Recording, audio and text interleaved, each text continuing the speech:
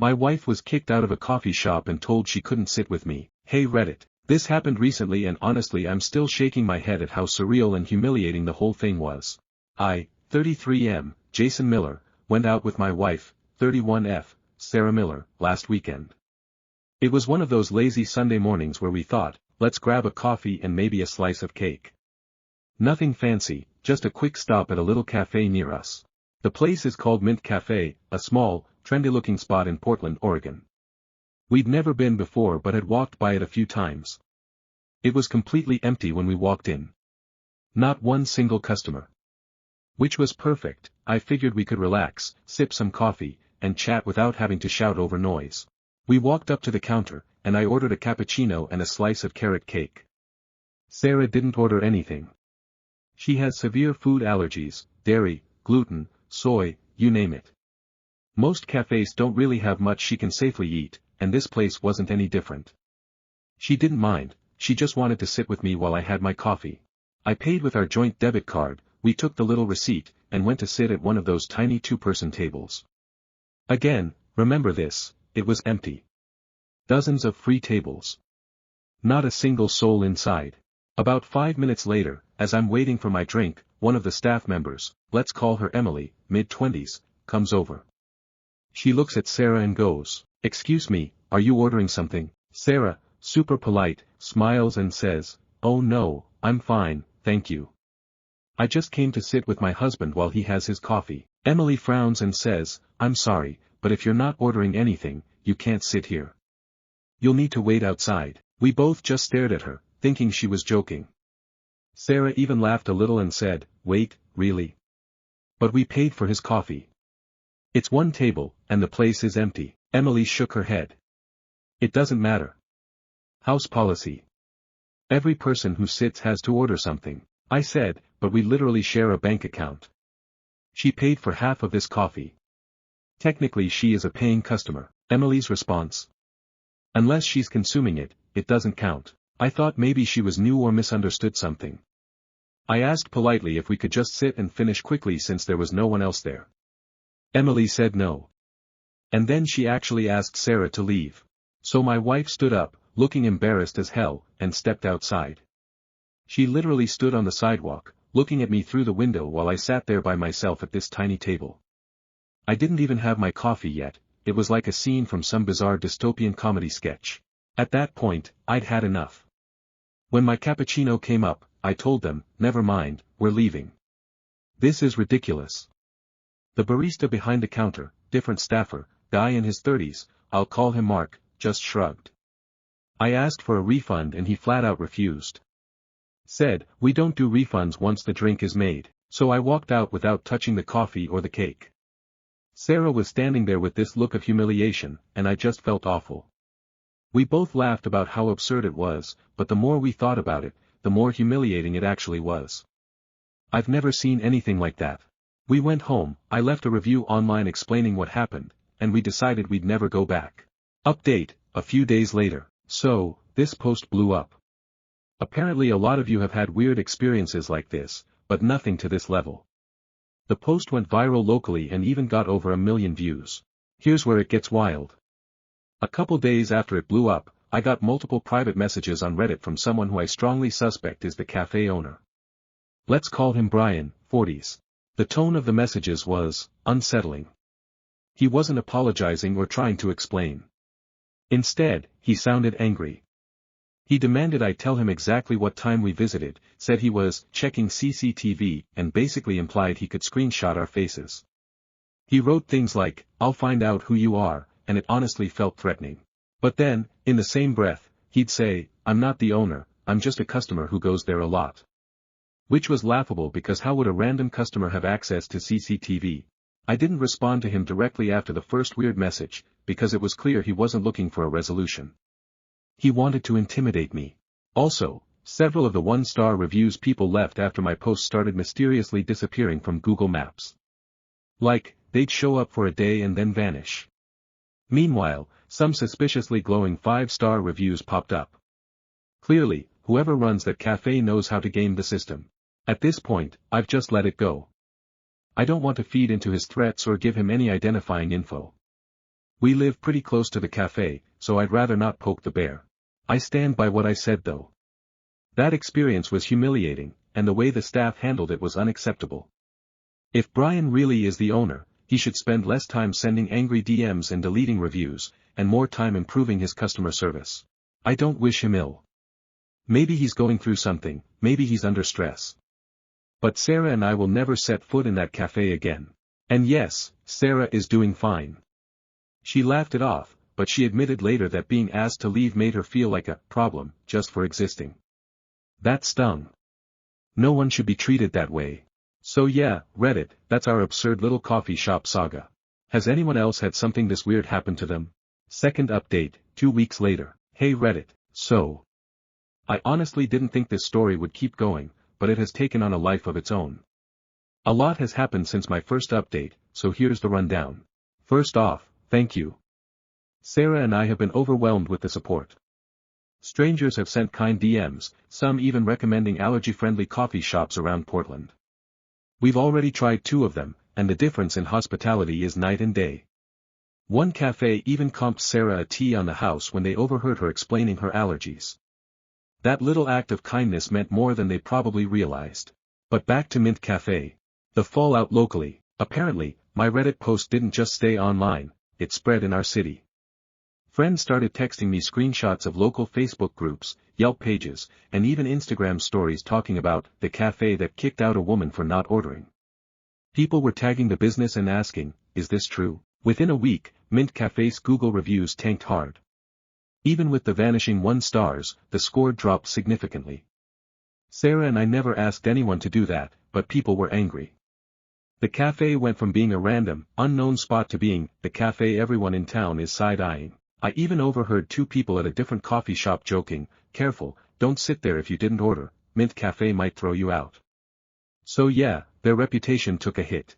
The owner escalated. Remember Brian, the guy I suspect is the owner who DM'd me aggressively? Well, he didn't stop. He sent me 3 more private messages, each angrier than the last. One said, you're destroying my livelihood. Do you know how many people depend on me? This cafe is my dream, and you're ruining it because your wife couldn't handle being asked to wait outside for 1 coffee. Another, if you don't delete your post, I'll have to take legal action. Defamation is serious. I've already spoken to a lawyer. Here's the kicker, he still denied being the owner in the same breath. He kept saying, as a customer, I'm disgusted with your lies. But then he'd reference security cameras, staff meetings, and things only an insider would know. It was laughably transparent. I didn't reply. I reported the messages to Reddit and blocked him. Talking to family friends. My parents came to visit last weekend, and when we told them the whole story, including the threatening messages, my dad said something that stuck with me, sometimes people dig their own graves. All you did was hold up a mirror. Sarah's parents were more protective, they hated that she felt humiliated and told us not to let this guy intimidate us. Her mom even joked, if he ever tries to mess with you 2 in person, he'll have to deal with me first. And trust me, no one wants to mess with my mother-in-law. The community response. Here's something surprising, several other people in our area started sharing their own bad experiences at Mint Cafe. A woman posted on Facebook that she was told she couldn't sit with her toddler unless she ordered a kid's drink. Another guy claimed they were charged a sharing fee because he split a slice of cake with his wife. So it seems like this cafe has had weird, rigid rules for a while, and we weren't the only ones who thought it was absurd. Where we're at now, Sarah and I decided not to pursue anything legally, we don't want that stress. But we're also not deleting the post. It's our true experience, and we have nothing to hide. If Brian wants to waste his energy chasing ghosts on Reddit instead of fixing his business, that's his choice. We're moving on. We've actually found a new favorite spot downtown that has dairy-free pastries and oat milk cappuccinos. Sarah said the first time she sat there comfortably with me, no questions asked, she almost teared up because it felt so normal. That broke my heart a little, something so simple shouldn't feel like a luxury. As for Mint Cafe, we've walked past a few times, and it looks emptier than ever. Maybe it'll bounce back, maybe not. But one thing's for sure, we'll never step foot inside again. Thanks again, Reddit. You turned what started as a humiliating Sunday morning into a moment of support and solidarity. And for that, we're grateful. Jason Sarah. Final update, 6 months later. Hey Reddit, didn't think I'd be back here again, but a lot of you asked me to update if anything new happened, so here's the last chapter in what we now jokingly call, the Coffee Shop Chronicles. Life since the incident. It's been 6 months since Sarah was told to leave Mint Cafe, and honestly, we're doing so much better now.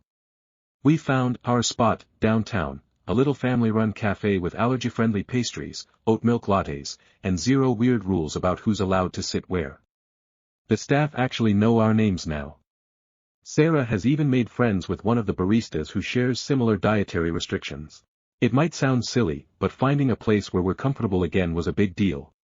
That humiliating day stuck with Sarah longer than I realized. For weeks afterward, she hesitated to go into new cafes or restaurants, worried she'd be judged or, in the way, if she didn't order. Slowly, she's relaxed again, and now she walks into places with confidence. That alone makes me glad I shared our story. What happened to Mint Cafe? So here's the tea, or coffee. I guess Mint Cafe didn't handle the fallout well. Remember how I said their reviews were tanking? Well, they never recovered. More people came forward online with similar bizarre experiences, being told they couldn't share food, being timed on how long they stayed, even being told to leave if they didn't order a second drink during a long study session. The owner, who I still believe was the guy DMing me, Brian, kept responding defensively to reviews. Screenshots circulated of him arguing with customers publicly, calling them liars, or insisting they just wanted free stuff. The tone was aggressive, not professional. By month 4, Mint Cafe quietly closed down. The space has a "for lease" sign now. Sarah and I walked by recently, and the windows were covered with brown paper. No goodbye note, no explanation, nothing. Just gone. Do I feel bad? A little, yeah. I never wanted to destroy someone's business. But at the same time, a cafe is supposed to be welcoming. If your idea of hospitality is kicking out paying customers for sitting next to their spouse, maybe that business was doomed anyway. The DM drama. As for the threatening DMs I got, after my second update, they stopped. I think Brian realized he wasn't getting anywhere. I never heard from a lawyer, never got doxed, nothing happened. Just empty threats from a guy who couldn't admit he messed up. Funny enough, a mutual acquaintance, small world vibes, later confirmed that Brian was the owner. Apparently, he'd been known in local business circles for being combative and not taking criticism well. That tracks. What we learned. Honestly, this whole saga taught me a few things. People will rally around fairness, even for something as small as a bad coffee shop experience. Hospitality matters. A smile and some compassion go further than rigid rules. Standing up for yourself, or your partner, is always worth it, even if it feels awkward in the moment. Sarah and I laugh about it now. Sometimes when she doesn't feel like ordering, she'll tease me, guess I better wait outside. It's become an inside joke. Final thoughts. We've moved on. Mint Cafe is gone. Sarah feels safe and confident going out again. And I learned that sometimes, sharing your story online doesn't just vent your frustration, it shines a light on behavior that needs to change. So that's it. The Coffee Shop Chronicles are officially closed.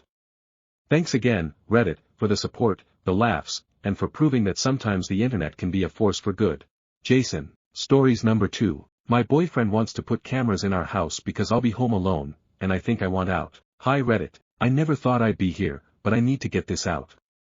It's been eating me alive and I'm starting to realize this relationship might be way more toxic than I've been letting myself admit. The background. I'm Emily, 31F. I've been with my boyfriend Ryan, 33M, for about 5 years.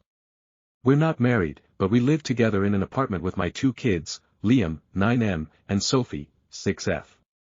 Ryan's not their biological father. My ex, Daniel, is still in the picture with partial custody, but Ryan's been around since Sophie was a toddler, so the kids know him as mom's boyfriend more than anything. I work a 7-on/7 off shift schedule at a medical lab. It's long hours, but it also means I get a full week off at a time. This year, Sophie's finally starting school, so for the first time in forever, I'm going to have actual quiet time while the kids are gone. I was looking forward to it, thinking maybe I'd pick up a hobby, take a class, or just enjoy being able to breathe. When I mentioned that to Ryan, his reaction floored me. The camera comment. He casually said, "Well, I'll probably set up a couple cameras in the house since you'll be home alone all day." I froze. He already has a porch camera, which I honestly liked at first. I thought it was for safety, like package thieves or strangers creeping around. But it's turned into a nightmare. Ryan will show me clips of totally normal things, like, why do you think that car parked out front for 15 minutes before I got home? This random guy walked by twice today. Looks sus, right? Like dude, we live in an apartment complex. People walk by. Cars park. It's normal. But he acts like it's some conspiracy. And the worst part? I don't even have access to the footage. He controls it. He decides what's suspicious. He interprets everything through this jealous, paranoid lens. So when he mentioned cameras inside the house, I got this pit in my stomach. I didn't say anything, because anytime I question him he flips it around. Why would you care unless you've got something to hide? That phrase. I hate that phrase. Because now I feel like if I disagree, I look guilty. But deep down, I knew right then, if he tries to put a camera inside, that might be my breaking point. The morning incident. Fast forward to this week. I decided to test the waters and stand up for myself a little. That morning, we'd had a small argument about bills. Nothing explosive, just the usual tension. A couple hours later, I was in bed half asleep when Ryan climbed in. Instead of cuddling, he lifted my leg and pressed himself against me, fully clothed, but with a hard-on, basically dry humping me without asking. I snapped. I moved away and said, sometimes I just don't want to be touched sexually. Why can't we just be close without it being about that? His response. First, he claimed it wasn't sexual. Then, when I didn't back down, he said, fine, then I'll just stop being attracted to you at all. Like, what? That's not normal. That's manipulative as hell. For the first time in years, I didn't just swallow my feelings. I told him to back off. And even though it turned into another argument, I felt this little spark inside me, like, wow. I actually stood up for myself. It felt good. Scary, but good. Where my head's at, I've been replaying everything. The cameras. The paranoia. The control. The way he twists intimacy into something transactional. The way he makes me feel like I can't say no without losing him. And the more I think about it, the more I realize, I don't want my kids growing up thinking this is what love looks like. I don't want to spend my 30s being monitored like a prisoner in my own home. I don't want to lose myself completely just to keep some man attracted to me. I've quietly started looking into resources. I even called a domestic violence hotline anonymously just to talk. They told me what I already knew deep down, this isn't healthy, and it's not going to magically get better. I'm not ready to blow everything up tomorrow, but I think I'm done pretending this is fine. If he puts a single camera inside our apartment, that's it. I'm gone. TLDR, this is the first time in years I've even admitted to myself that I want out. Just typing it feels dangerous, but also freeing. I know it's small, but standing up for myself this morning reminded me I can. I want better for me. I want better for my kids. And I think it's time I start planning my way out. Update, my boyfriend wants to put cameras in our house, and I think I want out. Hey Reddit, it's Emily again. I didn't think I'd be writing an update so soon, but a lot has happened over the last couple of weeks, and honestly, I need to get it off my chest. Thank you to everyone who commented, messaged me, and told me I wasn't crazy. Reading your support gave me a little strength I didn't realize I had. So here's what's been going on. The camera conversation finally happened. Remember how I said Ryan had been hinting about putting cameras inside the apartment? Well, he tried. One night after dinner, he brought out this unopened Amazon box and was like, hey, I finally got around to ordering that extra camera. I'll just put it in the living room so we can keep an eye on the kids when we're out. That might sound innocent to some people, but my gut went into overdrive. I knew it wasn't really about the kids, it was about me. So for the first time, I pushed back. I said, no. We don't need cameras inside. It's creepy and unnecessary. He gave me that look, the one where his face goes blank but his eyes get sharp. Then came the line I was expecting. Why would you care unless you've got something to hide? I could feel my heart racing, but I stayed calm and told him, because it's my home too. I don't want to feel like I'm being watched in my own living room. He didn't yell, but he got cold. He shoved the box back in the closet and didn't talk to me for the rest of the night. The silent treatment, the accusations. For the next few days, Ryan barely spoke to me. When he did, it was snide little digs. Must be nice having all that free time during the day while I work. Hope you're not too busy entertaining visitors while I'm gone. And every time I left the apartment, He asked way too many questions about where I was, how long I'd been gone, who I talked to. He even showed me porch cam footage again, a delivery guy who lingered for a second too long, and a neighbor who stopped to tie his shoe in front of our building. Both times Ryan went, weird, huh? Right in front of our place. It's exhausting. He's not screaming or hitting me, but the constant suspicion feels like I'm suffocating. Talking to Daniel, my ex. Here's the part one wasn't expecting. I ended up venting to my ex, Daniel, kid's dad. I didn't go into full detail, but I told him Ryan had been making me uncomfortable with cameras and accusations. Daniel surprised me. He didn't gloat or say, I told you so. Instead, he just said, Emily, if you ever feel unsafe, you call me. I'll be there in 10 minutes. The kids are my priority, and if they're around someone who makes you feel like this, then it's my business too. That hit me. Daniel and I had our problems, but he's right, my kids don't need to grow up in a house full of paranoia. The weird affection thing again. Another incident happened that really pushed me closer to the edge. One morning, Ryan tried that whole snuggle move again, where he presses himself against me while I'm half asleep. I told him firmly, I don't like that. Stop. And his reply, you're seriously rejecting me again? Fine. I'll just go find someone who actually wants me. It wasn't a scream, but it was sharp, like a knife. Then he stormed out and slammed the door. That moment made me realize something. He's not trying to love me, he's trying to control me. Even intimacy is about power to him. Quiet planning. After that, I started making a plan. I haven't told him, obviously, but I've been gathering important documents, birth certificates, social security cards, my bank info. Calling the DV hotline again, getting advice on safe exits. Talking to my sister Megan, 29F, who offered to let me and the kids crash at her place anytime, no questions asked. I'm not ready to leave tomorrow, I need to do this carefully, for the kids' sake. But for the first time, I actually feel like leaving is possible. The breaking point might be soon. The other night, Ryan circled back to the camera issue. He said, we'll revisit this later. I just don't feel comfortable with you being home all day unmonitored. That word, unmonitored, chilled me to my bones. I smiled, nodded, and didn't argue. But inside, I was done. That's not a relationship. That's a warden talking to his inmate. Where I'm at now, I don't know exactly when, but I know I'm leaving. I want to do it when the kids are at school so it's smooth and safe. I'll probably go to Megan's first, then figure out next steps. For now, I'm pretending. Smiling. Cooking dinner. Playing the role. But in my head, I'm already gone. And it feels freeing. Scary as hell, but freeing. Final update, my boyfriend wanted cameras in the house. I finally left. Hey Reddit, it's Emily. I didn't know if I'd ever get to this point, but here I am. A lot has happened in the last couple of months, and I can finally say it, I left Ryan. The day everything snapped. It wasn't some big explosion. It was small, almost ordinary, but it broke something in me. Ryan came home from work and went straight to the porch cam footage. He saw a UPS truck stop by earlier and then lingered for maybe 3 minutes in front of our building. He immediately turned to me and said, so who's the guy you're sneaking around with, huh? Delivery guys now. I laughed. Not because it was funny, but because it was insane. And that laugh set him off. He didn't hit me, but he slammed his hand on the counter and shouted, you think I'm stupid?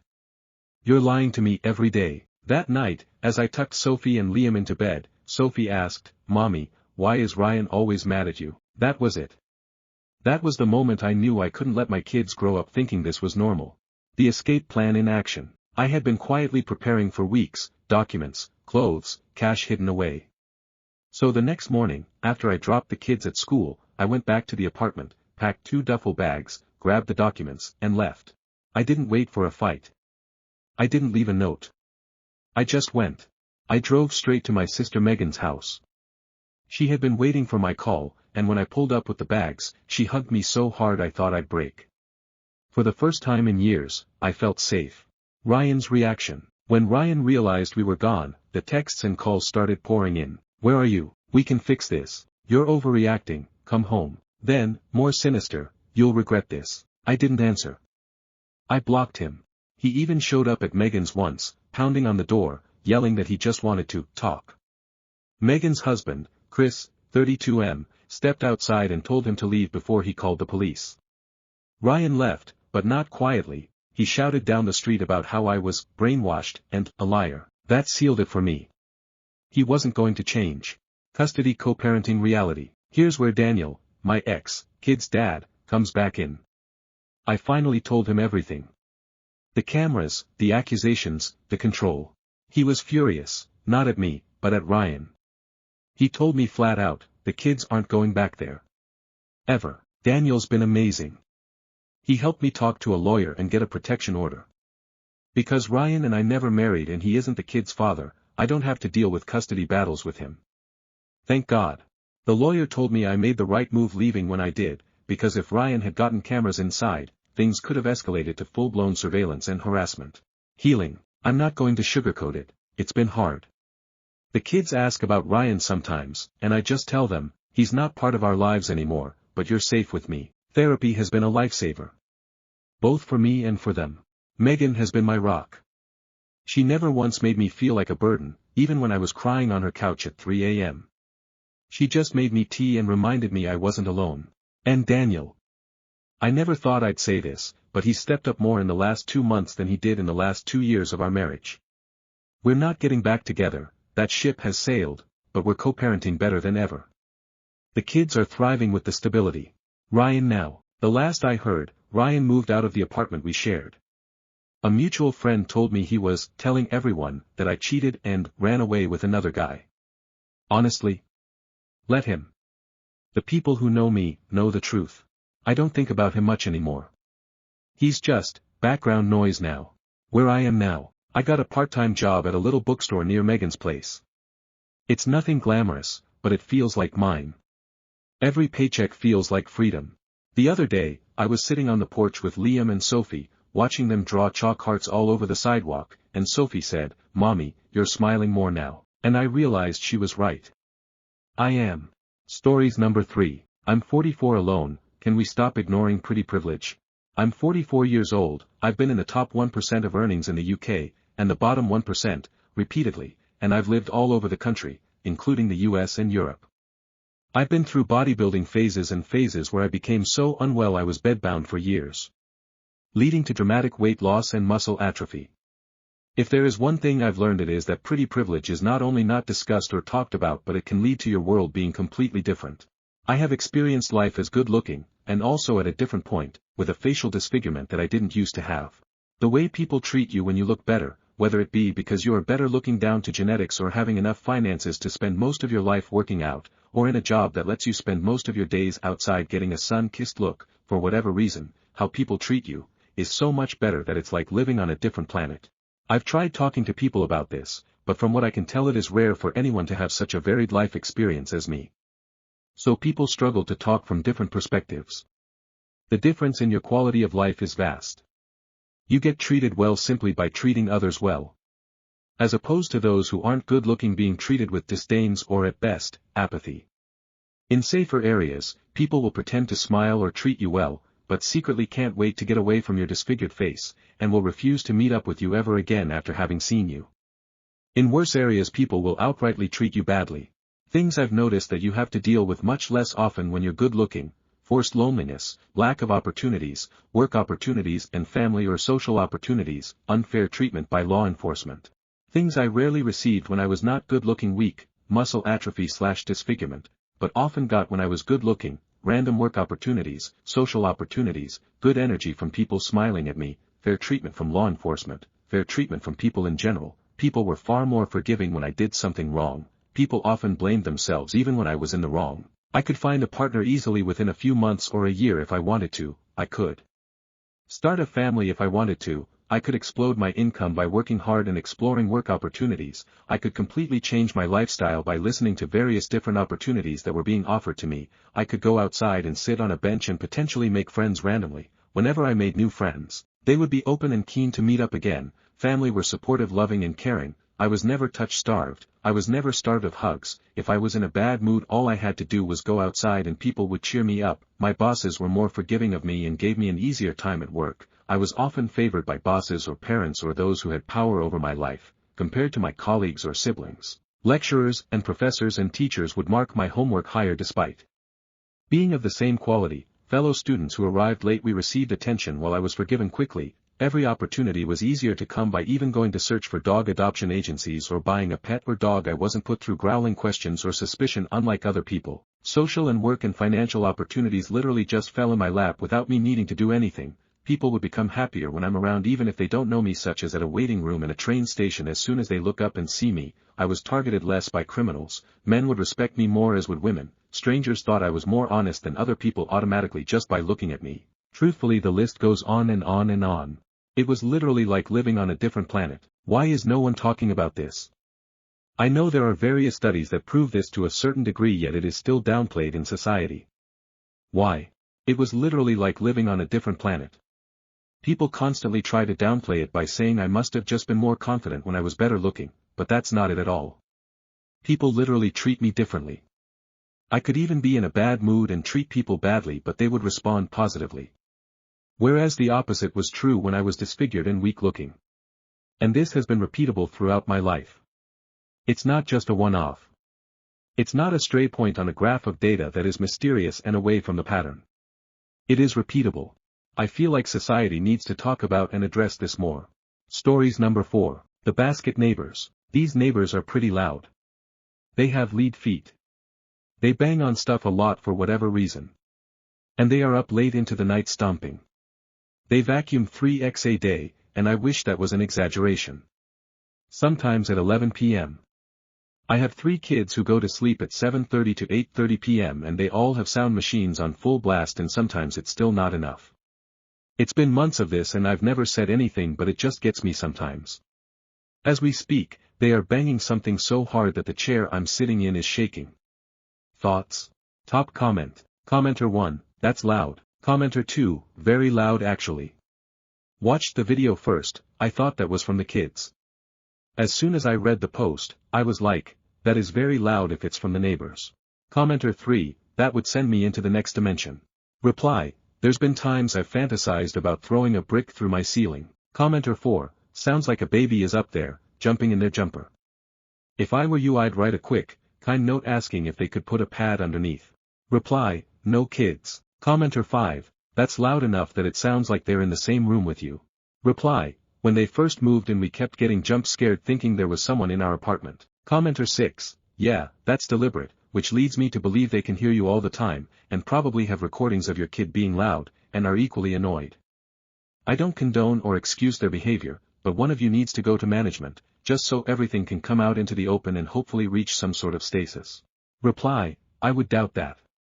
My kids are overall very mild and calm kids compared to most, but even when they do get wild, we stay on them about not stomping, not running, because even though we are technically ground level there's another unit under us around the back of our building, and screaming.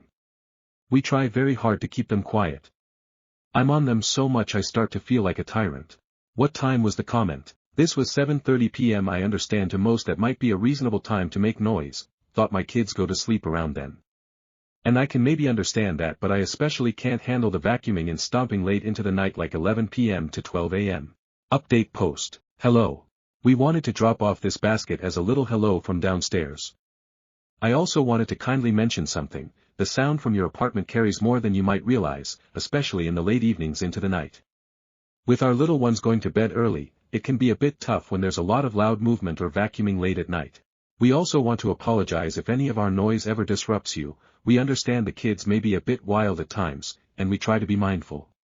We completely understand that everyone has their own routine, and we don't expect you to change your lifestyle for us, but anything you can do to keep things a bit quieter in the late evenings into the night would mean a lot. Thank you so much. Your neighbors. It may be to no avail, but it's worth a shot. Hopefully they're decent people. I'll update if they respond or anything. Thanks for everyone's input. Image, a very nice basket full of goodies, wine, chocolate, a candle and other things. Sum of comments. Commenter 1, you know it's hard to take that poorly when you drop off a basket of goodies. Good call. Reply, I'm hoping that's the case. I just don't want any bad blood with my neighbors. Commenter 2, I will not be giving my neighbors anything. If anything, I'll be going to the management office about it. Because a nice gift isn't going to guarantee that they're going to listen to you. Sometimes people don't even know they're being loud. Reply, I don't expect most people would. I'm in a position where it's not a huge undertaking for me, and the $50 is worth the chance of being able to resolve this issue in a kind and thoughtful way. Commenter 3, they'll finish the bottle then bang it numerous times on the floor to thank you. Then maybe play soccer with the basket while wearing wooden clogs. Reply, I told my kids we were buying a basket for the upstairs neighbors and my son said, so they can bang on it. Commenter 4, do they vacuum every day? Reply, 3x a day, it's them manually. I've had a Roomba and they go kinda slow, I can tell this is a human pushing a vacuum back and forth fast. Update, she came home from work, vacuumed once, and they were damn near silent the rest of the night. They have truly never been so quiet. I think they must have taken kindly to the gesture. Time will tell. Update post. I am so grateful for this positive response. She walked by our apartment earlier right as my husband and kids were walking in and she let our kids say hi to our dog. My husband said it seemed like she may be wanting to speak to me but I missed it. Later I saw this. I have also definitely noticed a substantial decrease in the noise in the past 2 days. Kindness wins this time. If there's any more updates, I'm not going to make a post, I'll likely leave them in the replies of this post. Thank you guys. Image 1, a basket with chocolate, a card and a bottle of wine with a note. We appreciate the thoughtful gift but we do not drink. We figured you might enjoy it more than we do. Smiley, thanks again. Image 2, the card and several Chick-fil-A cards. Hello. We are sorry for all the vacuuming and any other noises. My 2 cats love making a mess with cat litter around the whole place which means that I clean a lot more often than I want to. We are sincerely sorry and definitely will work on being quieter. Also, I just wanted to say thank you for the adorable fall basket and for being so patient with us. Hope y'all like Chick-fil-A, with a little chicken drawn in the sea. Sum of comments. Commenter 1, even if you don't drink like keep the wine it's not that serious. Reply, it's okay. I appreciated it. I will probably have a glass with my husband. Commenter 2, what if they laced with Molly water and this is part of their plan and you and your husband are listening to EDM at 3 a.m. tonight and they get you evicted? Reply, if that be my fate, so be it. I can imagine worse things. Commenter 3, I hope OP sends up a new basket in a few weeks just for fun. Reply, this basket is smaller than mine was, so I'm considering sending an even smaller one. Commenter 4, if this isn't fiction, since in this day and age, the outcome of this is less likely than the neighbor turning out to be Batman and Robin in real life, that's kind of insane. That's just, not how people work. Especially obnoxious loud people. They should have seen that gift as a victory and made the problem worse. What the hell? Reply, I can assure you this is my real life. Also, I'm from a smallish town in the south, and my experience in the place I live is, people are usually pretty polite unless you give them a reason not to be. You definitely encounter the unwarranted asshole here and there but they're not all that common honestly. Stories number 5. My mother refuses to acknowledge my spinal cord injury isn't fixable and I finally snapped at her. My mother, 54, recently had a minor medical procedure done, nothing invasive but she did require stitches afterwards. She decided to get the procedure done while she was on family responsibility leave due to the fact that I, 16F, was going for a major surgery to my hip, which, fair enough, I understand the logic behind that. However, this is where the story actually starts. For days after her procedure, I was 5 days post-OP at this stage, she demanded that I take out her stitches because they were bothering her. I told her no, that the stitches were not ready to come out yet and that the wound had not healed enough. I have no formal medical training but as someone who's had stitches and staples a lot myself I could tell. Also her stitches were in a place that would require me to kneel to remove them, and keep in mind I was 5 days post-OP after major hip surgery so I physically wasn't able to do that. I also told her I was uncomfortable removing her stitches because we only had a pair of nail clippers and a tweezer and nowhere we could safely do it. So fast forward one day, she begrudgingly listened to me for the time being and I thought that it meant the end of it. It was not. The next morning, I am 6 days post-OP now, the stitches have been in for 5 days, around 10 a.m. I am woken up by my mother screaming for me. Naturally I rush to my parents' bathroom where she was calling me from. I walk in and my mother has ripped her stitches out with a pair of nail clippers and is bleeding, the thread from the stitches is still in her, but the wounds were ripped open. She immediately demands that I fix this situation, which, yeah okay, I totally get. I immediately start on doing that, grabbing something to stop the bleeding and carefully removing the torn stitches with tweezers. This naturally required that I force myself to kneel to do so and caused me severe pain and my own wounds started bleeding again too, because, well, I was also supposed to be on bed rest. So when I finish, I get back up, and this might be an overreaction from me, but I blow up at her. I tell her that I told her not to try take her own stitches out, I tell her that I explicitly warned her they were not ready to come out. I was pissed. She disregarded everything I said to her, refused to accept my answer when I told her no, and forced me to kneel down in front of her and hurt myself because she couldn't handle having stitches for another day. Never mind that I had a wound in my hip that went down to the bone, never mind that I had staples spanning across my entire hip. She wanted her stitches out, so I had to take them out because it was the least I could do after she gave birth to me. If this truly belongs on here, but that felt kind of entitled to me. Sum of comments. Commenter 1, oh boy, she has issues. Not only could she have applied direct pressure to wherever the incision was, but she decided to go the most dramatic route versus putting some Benadryl cream around the stitches to stop the irritation. I hope you went in to get seen after your wounds started bleeding. Reply, I did not, but I did call my doctor and she said that it was fine, unless the staples bent I could just change the bandage and ice the wound. Which I did, and, actually used some wound cream. Basically what the title says. 17F, broke my back just over 2 years ago, my spinal cord suffered severe damage and it has left me physically disabled. I can stand on my own and walk short distances, but doing so often puts me in excruciating pain. Over the last 2 years I have had 3 surgeries to try repair the damage, and while they have lessened pain in some areas, the full injury cannot be repaired. My mother, 55F, refuses to accept this and over the last 2 years has pushed me into more and more treatments even if I didn't want them, claiming every time that this would be the one that cured me. Both I and my father have tried to tell her that the nerve damage is permanent, and that the best course of action is to simply try preserve my back so I retain mobility as I get older, which is what 3 separate doctors have advised. My mother won't listen to us, she's become obsessed with trying to fix me, and get me back to my old self. She keeps signing me up for treatments and programs without asking or after I've already said no. These treatments are usually exercise-based or based on holistic treatment/natural remedies, or even still experimental procedures, and most of them have only ever left me sore if not injured. She also refuses to let me have any accommodations. I can't use a cane, wheelchair, or anything else around her, and often refuses to let me sit or lay down when I'm in pain. Over the last 1.5 years my condition has been deteriorating, but my mother acts like she hasn't noticed, just keeps booking my usual doctor's appointments. Now it's gotten to the point where she insists on being in the doctor's office with me because she believes that I won't give reliable information about my symptoms if I go in alone. Tonight I just couldn't take it anymore and broke down crying, telling her to stop trying to fix me and just help. I begged her to just stop pushing me, to just try to accept that I'm not able-bodied anymore, but she wasn't having it.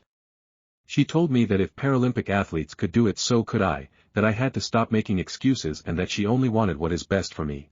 I understand that denial is part of the grieving process, but I've already accepted it, and I just don't know what to do anymore.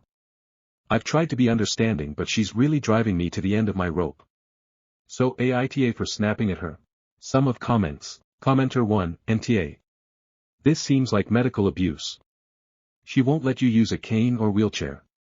That's insane. OP, you deserve so much better. Reply, THX, I'm technically allowed to use my cane, just not in the house. And I unfortunately am not allowed to own a wheelchair. I borrow one from my grandparents when I stay there or with other relatives, though I have asked her for one several times. And yeah, I really don't feel like I'm giving up, I just feel like I'm trying to accommodate and look out for future me, Commenter 2, NTA.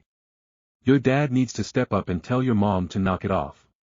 He needs to either make her listen or make her back off and leave you alone, rather than just throwing up his hands and saying, "Well, I tried." No, he needs to say you are hurting our child because you refuse to accept the advice of 3 different doctors. This stops now. OP needs to be accommodated for their injuries and allowed to use assistive devices and lay down when they hurt. Reply, my dad is trying, they've gotten into a lot of agreements about it, and he's even refused to take me to treatments she scheduled because I didn't want to go. The problem is just that my mom won't listen, and aside from removing me from the house for short periods there isn't much he can do. He's gotten me accommodations behind my mom's back, but we don't have all that many options. Commenter 3, Nta.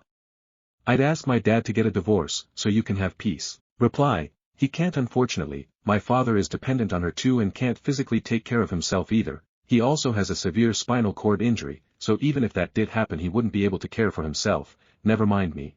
Commenter 4, talk to a trusted adult at your school. Seriously. This is horrifying. Reply, I'm homeschooled, I don't have the physical capability to attend regular school so I do it online, and I was homeschooled since way before the accident. Messaging teachers personally is against school policy so I unfortunately can't do that. Commenter 5, do you have a Lions Club nearby? They have free wheelchairs. Reply, I don't know what that is. I don't know if they exist here. I'm South African. Commenter 6, did your mom have something to do with your is she being this way because of some sort of guilt? Reply, no, she wasn't even there when the accident happened. I was thrown off a horse, so there really wasn't anyone else involved. To another commenter asking if mom paid for the horse. No, it was a riding school horse. I led classes there. To another commenter, she didn't have anything to do with the injury, but I feel like she might be carrying some sort of guilt because she wasn't there when it happened. I'm really not sure. My other theory is her own internalized ableism. Commenter 7, denying you your mobility aids is medical abuse. Yes. Abuse. You have every right to your prescribed mobility aids. Reply, the problem is I don't have a prescription, I've had to buy all the ones I have myself because my mother shuts me down every time I try to talk to a doctor about needing aids or assistance in any way. She just says that she'll provide it and changes the topic. I've never been able to talk about the full extent of my symptoms with a doctor without her interrupting me and saying I'm being dramatic. And I've found most doctors don't bother to read the full injury report so I'm stuck. Commenter 8, I will bet you that the mom is resentful because now she has 2 people to take care of. She's probably burnt out. Reply, I never considered that before, thank you. That makes a lot of sense, I'll talk to her about it, maybe we can figure something out. Commenter 9, did you use to help your mom take care of your dad? I don't particularly think that she's being fair to you, but I think that there might be some underlying feelings on her part. I'm not sure she'll admit it to you, though. Reply, no, he was able to take care of himself before my injury. But after my accident his condition started deteriorating. Update post. So, I talked with my mother and showed her some of the comments. She agreed that we could go to family therapy and I am now allowed to use a cane and walker inside the house.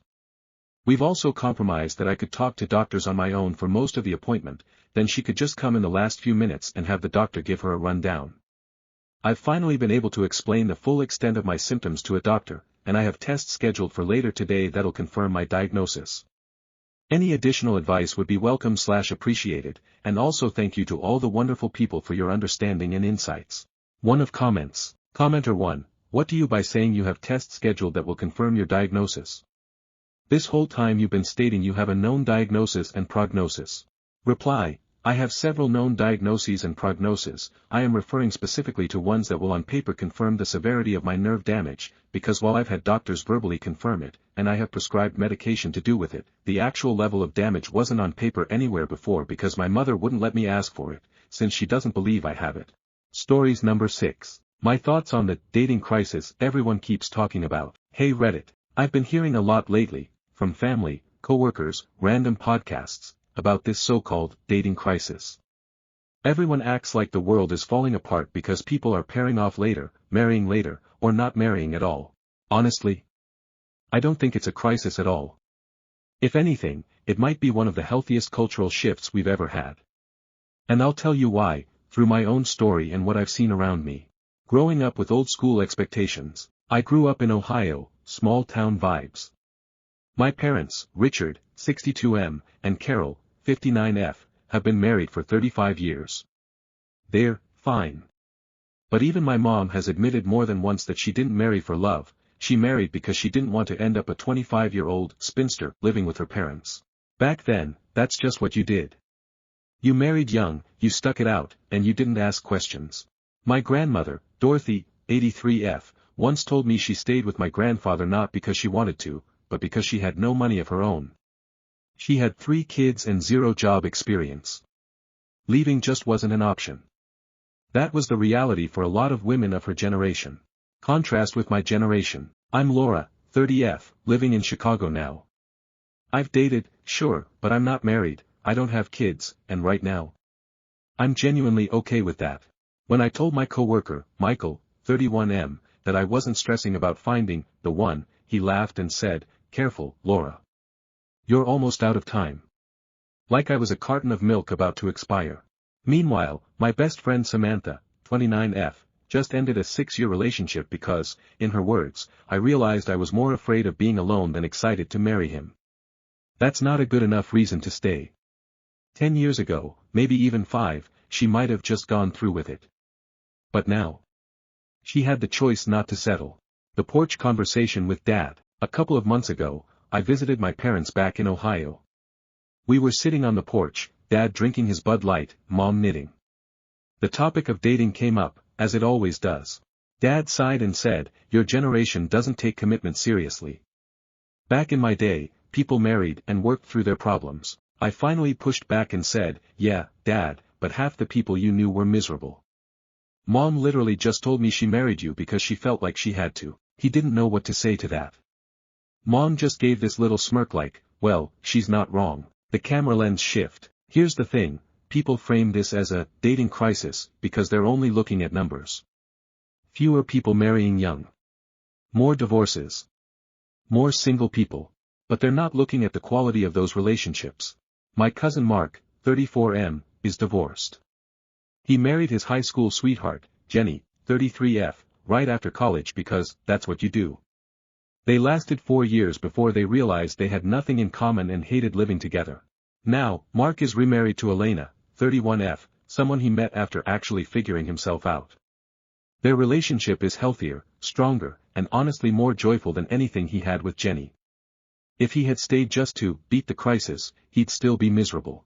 What I've seen around me. My friend Samantha is single after ending her long-term relationship, and she's thriving, traveling, starting a business, finally decorating her apartment how she wants. My neighbor Kyle, 28M, says he doesn't even want to date right now. He's focusing on grad school and his career. Old school folks would say he's failing. I'd say he's just prioritizing. My coworker Rachel, 35F, got married at 23 because that's what was expected. She's still married, and miserable. She told me she sometimes envies me for not rushing into it. The realization, what people are calling a crisis is just freedom. Women aren't forced to marry for financial survival anymore. Men aren't marrying just because their parents or church expect them to. Social pressure doesn't weigh as heavily as it used to. So yeah, fewer people are pairing up quickly. But that doesn't mean love is dead. It just means we're more selective, more thoughtful, and less desperate. Dinner table debate. Last week, I was having dinner with friends, Samantha, Michael, and David, 32M. Michael, the one who joked about me expiring, doubled down, saying, "If people keep waiting, the birth rate's gonna tank and society's screwed." Samantha shot back, "Oh please. People having kids they don't want just to keep the numbers up is worse for society. That's how you get messed up families." David chimed in with something that stuck with me, "Honestly, maybe it's not a dating crisis. Maybe it's just a reality check. People finally realize you don't need a relationship to validate your existence." We all went quiet after that. Because yeah, that's it. My takeaway, I'm not anti-marriage. If I meet someone great, awesome. But I refuse to believe my life is less than just because I haven't paired off yet. The old system wasn't better. It was just stricter. And more people suffered quietly in it. This new way. It's not perfect, but it's more honest. And honestly, I'll take fewer, healthier relationships over a higher quantity of miserable ones any day. Update. Conversations I didn't expect after posting about the dating crisis. Hey everyone, it's been a few weeks since I posted about how I don't think there's really a dating crisis, just less desperation. I honestly didn't expect so many people to comment, DM, and even share their own stories. It was eye-opening. But what's been more surprising is how this conversation has followed me offline. The family barbecue explosion. 2 weekends ago, my cousin Mark, 34M, hosted a barbecue. He and his wife Elena, 31F, just bought a house in the suburbs, so it was kind of a housewarming. Of course, family gossip being what it is, my dad Richard, 62M, had apparently read my Reddit post after my younger cousin Abby, 25F, sent it to him. I didn't even know she followed me here. Thanks, Abby face with rolling eyes. So we're all sitting around the patio, burgers, beers, kids running around, when Dad clears his throat and says loudly, "Laura, I read that thing you wrote online. About how marriage is pointless now." The whole table went silent. You could hear the grill sizzling. I corrected him, like, "Dad, I didn't say marriage is pointless. I said people shouldn't feel forced into it." But he was on a roll. He went into this speech about how if people stop marrying young, society crumbles, and how my generation doesn't value family. Here's the thing, Mom Carol, 59F, surprised me. She put her knitting down and said, Richard, not everyone needs to live their life like we did. Maybe it's good they have choices. I swear, the look on Dad's face, he looked like someone told him his truck got repossessed. The cousin debate. Later that night, my cousin Jenny, 33F, yes, Mark's ex-wife, who still comes to family events because of shared friends and family ties, pulled me aside. She told me reading my post hit her hard. She admitted she rushed into marrying Mark because her mom drilled into her head that she had to be settled by 25. She regrets not waiting, not figuring out who she was first. She said, I used to think I failed because our marriage ended. But maybe the real failure was believing I had to get married in the first place. That one stopped me in my tracks. Because Jenny has always been painted as the one who messed up. But really, she just followed the script society gave her. Work conversations got spicy too. At work, my coworker Michael, 31M, the guy who called me almost expired milk, apparently also read the post. He cornered me in the break room and said, so, you really think being single at 30 is just as good as being married? I told him, it depends on the marriage. Some of the most miserable people I know are married. He didn't like that answer. He kind of muttered, guess I'll keep that in mind before proposing, and walked out. Later, Rachel, 35F, my other coworker who's unhappily married, leaned over and whispered, don't let him get in your head. You're the only one around here who seems sane about this stuff. The friend circle clash. Last Friday, I was at dinner again with Samantha, 29F, and David, 32M. Samantha has been doing amazing since leaving her relationship. She's been taking painting classes, hiking every weekend, glowing in a way she never did before. Michael tagged along, I swear he's becoming the villain of this story. He brought up my Reddit post again. He said something like, sure, you all say you're fine now, but what happens when you're 45 and alone? Samantha didn't even hesitate. She said, if I'm 45 and alone but at peace, that's better than being 45 and stuck with the wrong person. David raised his glass and said, amen to that. Michael went quiet after that. The unexpected part. Here's what I didn't expect. People have been reaching out privately to thank me for saying this out loud. Abby, 25F, told me she felt pressure from her boyfriend to get engaged before 27, but my post made her realize she doesn't need a deadline. My neighbor Kyle, 28M, the grad student, actually knocked on my door one night and said he read it, too. He told me he felt relieved, because he was starting to feel like a failure for not dating seriously right now. It's wild. I didn't think my rant would ripple this far. Reflection. Here's where I'm at now, I still believe there's no crisis. The only crisis is people realizing the old rules don't work anymore, and some folks can't handle the change. And honestly, the more pushback I get, the more confident I feel in saying it. So yeah, that's my update. I'm sure my dad will bring it up again at Thanksgiving, but hey, at least Mom has my back now. Final update, months later, where things landed. Hey again, everyone. It's been a few months since my last update, and I figured I'd come back with one final post because, well, life kept throwing this topic back at me whether I wanted it to or not. Thanksgiving drama, of course. Like I predicted, Dad, Richard, 62M, brought up my post again at Thanksgiving. He did it in the middle of carving the turkey, because subtlety is not his strong suit. He looked across the table at me and said, so, Laura, are you still telling people marriage doesn't matter? I was about to roll my eyes when Mom, Carol, 59F, beat me to it. She said, Richard, if Laura was out here saying everyone should marry at 19 and stay miserable for 50 years, you wouldn't question it. Let her have her opinion. The room went quiet. Dad looked like he wanted to argue, but then my cousin Jenny, 33F, jumped in. She straight up said, if I'd heard Laura's perspective 10 years ago, maybe I wouldn't have married Mark so young. And maybe I'd have saved myself years of regret. Mark, 34M, turned red and excused himself to the kitchen. Oops. But you know what? That was the first Thanksgiving in years where I didn't feel like the weird single cousin. Instead, people actually listened. Christmas was a different vibe. By Christmas, it felt like the family tension had shifted. My cousin Abby, 25F, told everyone she wasn't rushing into marriage with her boyfriend after all. She literally said, Laura made me realize I don't need a deadline for love. Dad rolled his eyes but didn't argue. He just went back to sipping his eggnog. Small victories.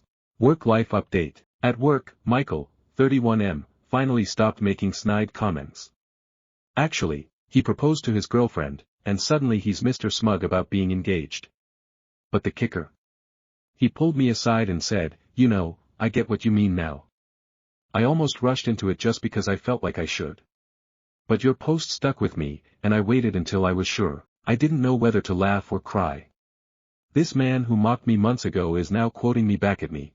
Meanwhile, Rachel, 35F, is quietly planning her exit from her unhappy marriage. She hasn't said it outright, but she keeps dropping hints like, "When I get my own place." The surprise twist. Here's the part one didn't expect: I actually started dating again.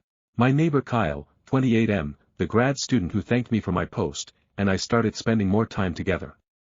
At first, it was just hanging out, coffee, late-night walks, sharing random takeout dinners. Then it turned into movie nights. Then it turned into, well, more than movie nights. It's still new, and I'm not rushing it. But here's the thing, I don't feel pressured. I don't feel like I'm checking a box. I just feel happy. And isn't that the whole point? Final thoughts. Looking back, I don't regret a single word of what I wrote. The dating crisis narrative is just fear dressed up as tradition. What I see now is people, friends, family, co-workers, slowly realizing they don't have to settle. They don't have to live by someone else's timeline. Some people still don't like what I said, "Hi, Dad," but that's fine. Because the people who needed to hear it, they heard it. And if a few of us end up single longer, or forever, but at peace, that's not a crisis. That's freedom. So yeah. This will probably be my last update. Life is calmer now, and I don't think I'll need to defend myself at the next barbecue. But if I do, I know Mom's got my back, Jenny will say her piece, and Kyle will probably be there holding my hand. Not a bad ending. Stories number 7. My girlfriend didn't appreciate the $1,300 bracelet I bought her, and it ended our relationship. Alright, buckle up because this is going to be long. I need to get this all off my chest because it's been eating at me, and maybe hearing other perspectives will either confirm I did the right thing or show me I seriously screwed up. The background. I'm Ethan Parker, 25M. I've been dating my girlfriend, Lindsay Brooks, 23F, for about 8 months. Things have been going really well, at least from my perspective. We met through mutual friends. My college buddy Ryan Mitchell, 25M, introduced us because Lindsay and his girlfriend Maddie Collins, 24F, went to school together. I really liked Lindsay from the start. She's fun, sarcastic in a playful way, and we had good chemistry. She's more into experiences and social stuff, whereas I'm more sentimental and like showing love through thoughtful gestures. Different love languages, I guess. Her birthday was coming up, and I wanted to do something special to show her I was serious. The gift. Now, I'm not rich. I work full-time as a junior IT consultant and live pretty modestly. But I saved up for weeks, cut back on eating out, and finally splurged on this beautiful diamond tennis bracelet. The real deal, 14K gold, small but real diamonds, sleek design. Cost me about $1,300, which for me is a lot. I thought it was perfect. She's stylish, she likes dressing up for nights out, and I thought it would make her feel cherished. Honestly, I had this whole picture in my head of her face lighting up when she opened it. The birthday dinner. I booked us a table at this nice Italian place downtown. Not over-the-top fancy, but definitely nicer than our usual spots. We had wine, ordered our food, and when dessert came, I handed her the box. My heart was pounding like crazy because I was so excited for her reaction. She opened it, looked at it, and said, "Oh wow, thank you." That was it. No huge smile, no hug, no, "Oh my God." She just looked, polite. Neutral. She put it on, glanced at it, and then kind of shrugged. I brushed it off at first, but I could feel this sinking feeling. Before we even left the restaurant, she quietly slipped it off and put it in her purse. When I asked why, she said, "It feels too fancy for everyday wear." My heart sank. The aftermath. The next day, I gently asked if she really liked it. She said, "It's beautiful, Ethan, really. But you didn't need to spend that much on me. I would have loved concert tickets for her favorite band, or even just a cozy weekend trip. I feel bad you dropped so much money." I tried to explain that it wasn't about the money, it was about showing her how much she meant to me. That I'd worked hard to give her something nice. She told me I was being materialistic and trying to measure love in dollars. I told her she was being ungrateful and dismissive of the effort I put in. The fight escalated. She said she didn't want to feel like a kept girlfriend with fancy jewelry she wouldn't wear. I said it felt like she didn't value the gesture at all. Eventually, in the heat of the argument, I just blurted out, "If you don't appreciate me, then what's the point?" And I broke up with her. Friends' reactions. Here's where it gets more complicated. I told my friend Ryan about it, and he said I overreacted. He was like, "Dude, Lindsay doesn't even wear much jewelry. You should have known she's more of a concert and experiences type. You set yourself up for disappointment." Maddie agreed with Lindsay's side. She said, "Honestly, I'd feel guilty too if someone spent that much on me when I didn't want it. That doesn't mean she didn't care about you, it just means her idea of romance is different." On the flip side, my sister Claire Parker, 28F, was firmly on my team. She said, "It wasn't about the bracelet, Ethan. It was about her not appreciating that you sacrificed for her. That says a lot about her character." Even my mom Susan Parker, 56F, chimed in when she heard. She told me, "Sweetheart, if she can't see the heart behind the gift, she's not your person." So yeah, I'm getting mixed messages. Where I'm at now, it's been about 2 weeks since the breakup. Part of me feels relief, but another part of me keeps wondering if I blew up a good relationship over a misunderstanding. Did I mistake different love languages for lack of appreciation? Was I expecting her to perform a big emotional reaction that just isn't her personality? Or was she truly ungrateful for something that meant the world to me? I don't know. TLDR, I keep going back and forth. Part of me thinks Lindsay had a right to her feelings, she didn't ask for something expensive, and maybe I projected my expectations onto her. But another part of me feels like if someone shows you love in their own way, you don't dismiss it, you honor the effort. At the end of the day, it showed me we weren't on the same page about how we express love.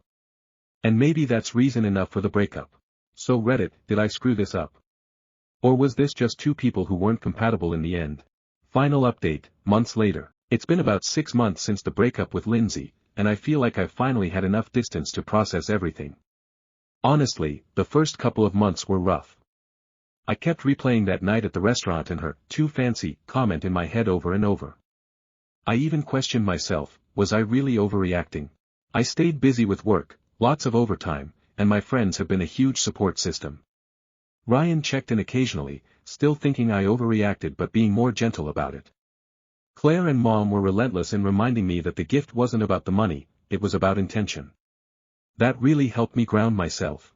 I actually ran into Lindsay at a coffee shop a few weeks ago. It was completely by accident, she was there with her friend Maddie, who is now apparently her roommate. Lindsay waved awkwardly, I nodded politely, and that was it. No conversation, no dramatics, no lingering tension. Honestly, it felt freeing. She looked different, I guess. Less sparkly in the way that mattered to me, not that it's anyone's fault, just the reality of life moving on. Here's the thing, I don't miss the drama, and I genuinely feel like the breakup was for the best. I've met a few new people casually since then, but I've also realized I need someone who shares my love language, someone who sees effort and thoughtfulness as meaningful, not just the sticker price on the box. I even sold the bracelet. I got a fair price for it, and I honestly don't feel a pang of regret. It was never really about the bracelet itself, but what it represented. I learned a lot about communication, expectations, and how important it is to be with someone who appreciates the way you love them. Looking back, I realized the breakup wasn't a single moment of anger or hurt feelings, it was a slow, mutual mismatch in how we saw love and attention. And that's okay. Life is too short to constantly feel unappreciated, no matter how much you care about someone. TLDR, bought my girlfriend a $1,300 bracelet to show I cared, she underwhelmed and said she'd have preferred something else. Argued, broke up. 6 months later, no regrets, realized we just weren't compatible in love languages and appreciation. Life feels lighter, and I've learned to prioritize finding someone who truly values the effort you put in. Stories number 8. AITA for refusing to babysit my nephews again for free. I'm 29F, child-free by choice. My sister Carlene is 27F, has 2 boys ages 3.5 and 2. We live close to each other and I've been in their lives since the beginning. We are each other's only family, we come from a broken and dysfunctional family. I love the boys but they are a lot of work, especially on top of my own career in social work and my personal reasons for not wanting kids of my own. I watch them babysit probably 10 to 20 hours a week currently, and it's getting exhausting. The times I've been needed have slowly increased, and over the last 7-ish months it's been like this. At first it was Carlene looking for a part-time job, going to mandated courses to get unemployment, occasional movie nights with friends etc., which I was okay with. Now I spend most of my free time at their house. Lately the cause has been that her best friend's mom is dying and Carlene needs to be there. She's a single mom and I get that it's hard, but recently I feel like she's using me and I rarely see my fiancé as we both work shifts that change all the time. Sometimes when she's asked me to watch them and I've had some other plans, Carlene sends me a voice message of the boys crying, missing me, guilt-tripping me, saying it's such a shame I care more about myself than them. Telling me she would ask someone else if she had anyone else to ask. Saying really mean things about me being selfish for wanting to enjoy date night when she has to choose between her kids and her best friend's dying mom. I could handle if that's all it was, but now it's also affecting the next time we meet. When I get there, the house is a mess, there's nothing to eat and they happen to have a day for a shower/bath, or Carlene casually mentions I need to put together a gym bag or something similar for them for the next day. These weird, extra things that are obviously revenge. The first time this happened I assumed she'd be grateful I helped where I could, but it wouldn't be an issue if I didn't have time to do everything. I was quickly proven wrong. Before she got home she casually asked if I had done the extra things, and when I hadn't, not all anyway, she suddenly had to stay a little later. This happened a few times and I'm ashamed to admit it took me too long to understand what was happening. I was just glad she was updating me on her estimated arrival time, she usually never did that. Another thing she does for revenge, I feel like, could be my exhausted interpretation, is not prepare meals for the kids, or even leave money. When I go to the store she promises to pay me back but, you guessed it, tries to guilt me into saying she doesn't have to pay. She's also not kept her word about some things she promised, saying she doesn't want to do things for me if I can't help her with the boys. The excuses and backtracking on stuff start immediately if I don't do exactly what she wants. The latest example, I asked to borrow a dress for a wedding because I didn't want to buy one and we had always borrowed each other's clothes, and she agreed. For days before the wedding I couldn't show up as fast as she wanted on a short notice, so she said I could forget about borrowing the dress, she'd forgotten she'd need it herself. I had to panic buy one. Last month she promised to pick me up after leaving my car for some maintenance and she didn't show up, I was stranded.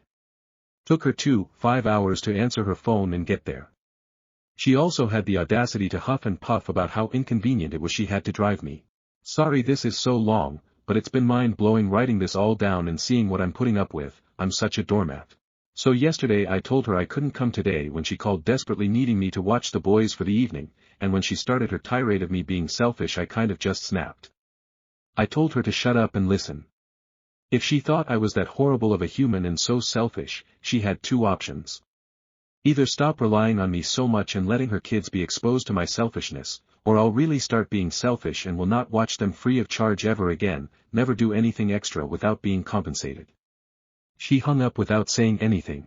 After I had stopped shaking, I hate confrontation as you can imagine, I started to really panic as I feel like I just lost my last remaining family member. My fiancé said it was long time coming and I should have stood up for myself ages ago, but he's biased as he loves me. I don't really have time for proper friends outside work colleagues, so I don't know who else to ask if I made the biggest mistake of my life. What if I don't see my nephews again? What if I had just done it a bit longer and she'd eased a bit? AITA for telling her to choose between my options. ETA, my two examples seem like I ask her or need her for stuff often, which I don't. The promises she breaks can be just as simple as having food for the boys for when I'm with them. The dress and leaving me without a ride are just specific events that were easier to explain, but I quickly realized it's not accurate. Additional information from after reading comments. Thanks for all the replies, there's been so many helpful ones already. I've tried to at least answer all questions. I just have to plan out the boundaries and then practice how to set them and maybe even write down answers for the rebuttals I know she'll have. For those worried about my fiancé, he's a quiet, steady rock for me. He's been somewhat enjoying his gaming time without me around, so I hope he hasn't suffered too much. I'll focus on communicating with him better too. We're getting married in summer of 26, so we'll have to focus on us.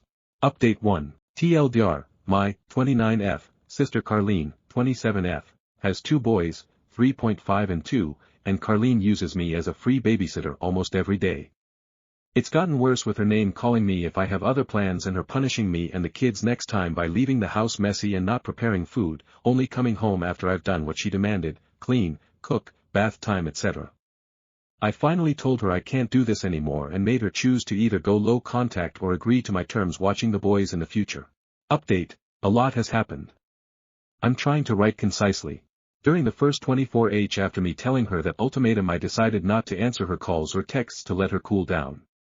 She called 77 times, sent over 100 texts and voice messages. They're mostly just her calling me a horrible person who abandons her family. I outlined a few rules with my fiancé's help for the future if she comes to her senses and agrees to my terms. I wanted them to be ready even though it looked like she will never come around. I had conditions like I could watch them up to 3 times in 2 weeks, not more than 4 hours at a time. Meals needed to be provided. No bath time or bedtime. I'm not spending any money. I got messages from an unknown number, fiancé says it's an app or something, saying how horrible of a sister I am because now they have to watch their mom die alone without Carlene there to comfort them. Based on the suspicions I had earlier and the language similarities, I think this was my sister pretending to be her friend. I talked to my supervisor on Friday afternoon and asked for her opinion. I first asked if it was okay to talk about personal stuff and she was great about it. I don't work with children and CPS has never been a part of my work, so I wanted to double check with someone more senior. We made a report together on Carlene. The supervisor said it's better to do so, especially now that it's escalated and she might retaliate against me by hurting the boys in some way, as she's obviously not above that. I'm probably going to give her next week to cool off before resuming contact, and depending on what the messages/voice messages say then, I might contact her. If they are as abusive as now, I probably won't respond at all. It makes me unbelievably upset, but I hope the boys will also get a more stable environment without me, as she's using them as pawns with me. Fiancé says hello and wants everyone to know he's here for me and wants to assure everyone I'm not really that bad of a doormat, just for Carlene for some reason. I'm looking into counseling through my work, it's too expensive out of pocket. Thanks for the messages and the shift kicks I obviously needed. For some reason I've become blind to my sister's behavior and was only concerned whether I'd lose the boys from my life. Probably will update when/if I resume contact with my sister if people want to know how it goes. Additional information: it's only Wednesday and I just blocked her. I don't understand when she sleeps. I've been getting messages/calls every 2 to 4 hours since last week. I'm crying because it feels like I'm shutting my nephews out, but this is exhausting. My fiancé has been checking the messages twice a day, making sure there's nothing important in between. I haven't read any of them. It's just her calling me names and cursing at this point, not even coherent sentences. Nothing on the CPS report yet. Update: boring update, but my fiancé unblocked Carlene for a few hours to see if she was still messaging abusive stuff. She was. Nothing new there. CPS called and asked for more info, which I provided. They wanted to know specific dates and whether I had proof, and I sent them a lot of screenshots of messages with Carlene. I chose to make the report with my name on it as I felt like it added credibility. And it also kind of felt like a punishment for me to use my name, especially after waiting so long to make the report, meaning my sister could now also know for sure it was me who made the report and I'd face the consequences for it. I've had one Zoom appointment with a psychologist through my work. It's been great so far and I already got homework on boundaries. Seems fast, but she said they're trained to move quickly as we are usually provided 5 visits and there should be progress in that time. I haven't heard from Carlene or the kids other than the abusive messages. I'm ashamed to say I've driven by the house a couple of times just to see if everything looks normal, and it does. I had a talk with my fiancé after a commenter suggested the kids might need to be removed from Carlene and if we were planning on fostering/whatever if it came to that.